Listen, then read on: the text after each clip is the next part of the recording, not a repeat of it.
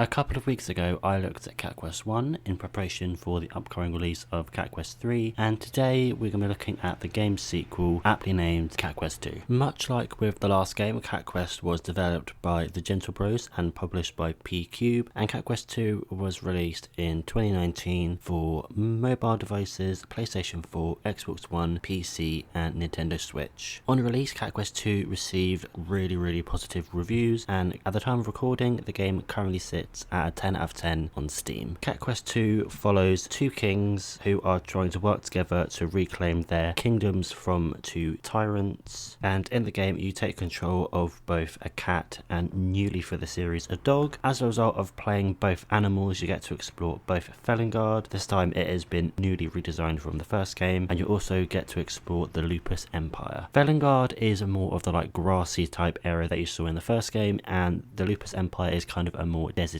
area. Just like with the last game, for a majority of the game you will be doing side quests in order to level up to progress the next story mission, and if you've played the previous Cat Quest game then you know roughly what to expect. Just like with the last game, you have a sidekick, and this time the sidekick does kind of follow the exact same role as Spiri did in Cat Quest 1, but instead of called Spiri they are called Kiri, but in essence they do kind of function as the same role within the story, where they kind of are just like a way to talk to the characters, as just like the last game, both of the characters in the game are mute. Gameplay wise, Cat Quest 2 is once again a action RPG where you need to find weapons and armor in order to be stronger, to take on the more tougher enemies. Like I mentioned previously with side quests, as a reward for side quests you will be getting XP once again, which you will use to level up, and upon leveling up you will increase your base stats. All of that is very similar to the first game, and if you did play the first game then it is quite similar here, but I'm going to talk about some of the new things that are added into Cat Quest 2. So obviously Cat Quest 2 you play as both a cat and a dog, and as a result of that there is now multiplayer in the game. You can choose to play the game completely in a couch co-op, or you can play it single player. I chose to play it in single player as I didn't have anyone immediate on hand to play with me, but in single player it's kind of fairly simple, I guess. You can either choose to play as the cat or the dog by just a press of a button, and as you progress through the story and gain new items and such, you can equip them on both characters. Something that I did find interesting is upon death in the game, instead of it being an instant game over, you would just switch over to the other character, and around the character that died there's like this purple aura, I guess. If you stand in it you can actually revive them, so you don't have to immediately game over upon dying, so that I found quite cool. Another big thing they added to the game is obviously there are two maps, and with the result of there being two maps there is a way to fast travel. At certain points in the overworld you can come across these ruins, I guess, and if you venture into them you can actually find these fast travel points that take you to this kind of central